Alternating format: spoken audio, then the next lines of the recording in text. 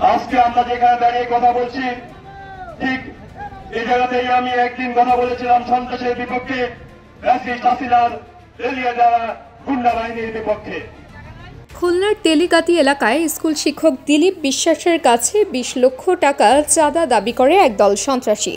দাবি করা অর্থ না পেয়ে তারা দিনে দুপুরে নির্মমভাবে তার পায়ে গুলি করে পালিয়ে যায়।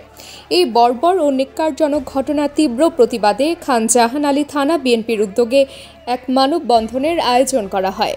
বিএনপির পক্ষ থেকে বারবার পুনরুদ্ধারকে স্মারকলিপি দেওয়া সত্ত্বেও আজ পর্যন্ত কোনো ব্যবস্থা নেওয়া হয় নাই।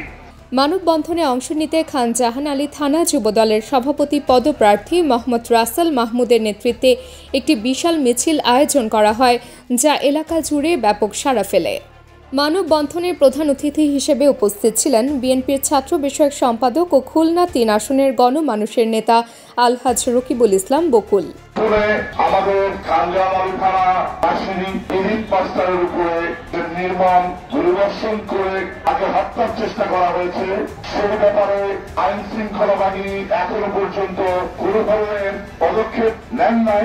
এছাড়াও উপস্থিত ছিলেন খুলনা মহানগর বিএনপির সভাপতি শফিকুল আলম মনা, সাধারণ সম্পাদক শফিকুল আলম তুহিন, মহানগর যুবদলের আহ্বায়ক আব্দুল আজিজ সুমন, সদস্য সচিব রবিউল ইসলাম রুবেল, খান জাহান আলী থানা বিএনপির সভাপতি কাজী মিজানুর রহমান, সাধারণ সম্পাদক আবু সাইদ হাওলাদার আব্বাস, সাংগঠনিক সম্পাদক মোল্লা সোহাগ হোসেন সহ স্থানীয় বিএনপি এবং অঙ্গ সহযোগী সংগঠনের নেতাকর্মীরা।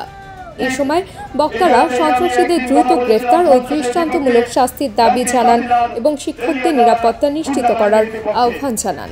বিগত 15 বছর যাবৎ ফ্যাসিস্ট হাসিনার হেলমেট বাহিনী, সন্ত্রাসী বাহিনীর বিরুদ্ধে আমরা আন্দোলন করে ছাত্র জনতার অভ্যুত্থানের মাধ্যমে হাসিনাকে পদত্যাগ করতে বাধ্য করেছি।